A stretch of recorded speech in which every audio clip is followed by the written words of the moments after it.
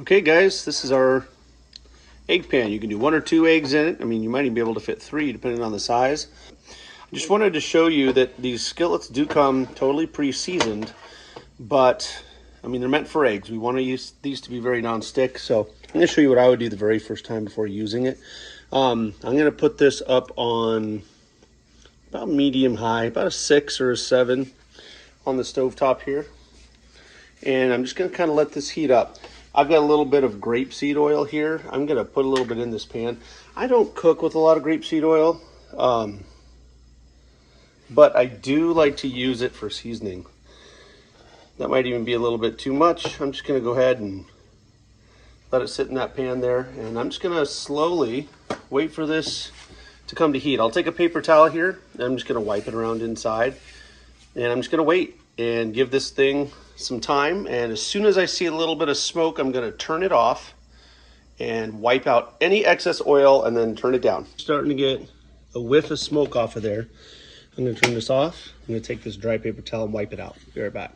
All right, I wiped that out really well. You can see here that it's been really well wiped out, and I'm actually going to let it come down in temperature for a little while because this grapeseed oil smokes at about, I don't know, 415 to 440, depending on how pure it is or if there's any fiber in it. And so I don't want it that hot when I cook my eggs.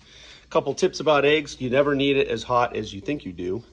You know, people always talk about how you should really preheat a carbon steel for a long time, and you should. And people mistaken that with a high heat. They think they crank it up real high, get it hot, and that's preheating it. And well, that'll definitely preheat it. That's not the temperature that you want to be cooking at, especially with delicate things. But for eggs, you should just be able to wipe this thing out with a paper towel. Same with pancakes and other low temperature things. Also, I would recommend the first few times you use this pan, use a little extra butter. Use a high quality fat, guys. I'm going to use some really nice butter. I use salted butter usually just because that's what I have on hand. But I'm going to let this cool for a couple of minutes. When I come back, we'll turn it on, melt some butter, and cook some eggs.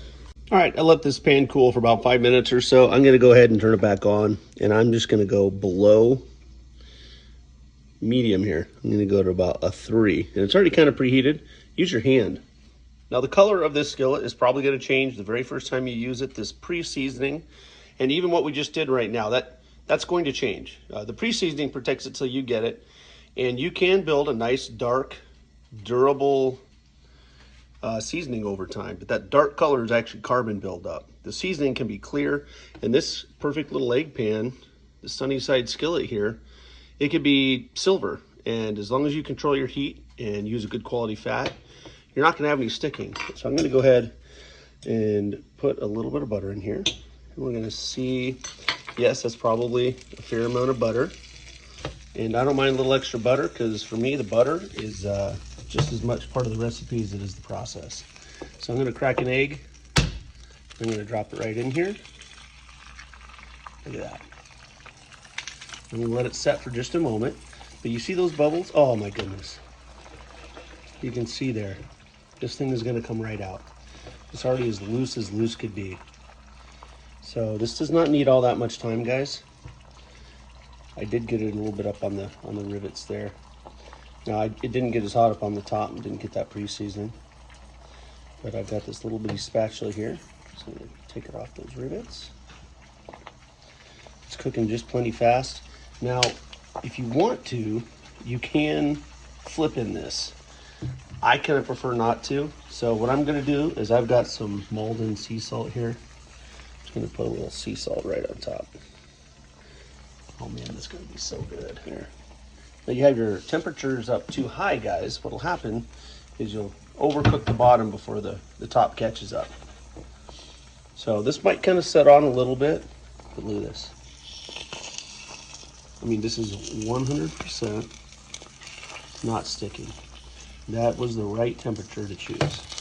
So just to demonstrate that it's possible, I can flip this egg over for you guys. I'm going to kind of loosen the edges. Man, I don't know if this thing's big enough to do a flip. I might try it. All right, you ready? Oh man. Oh, we got it most of the way on. Darn it.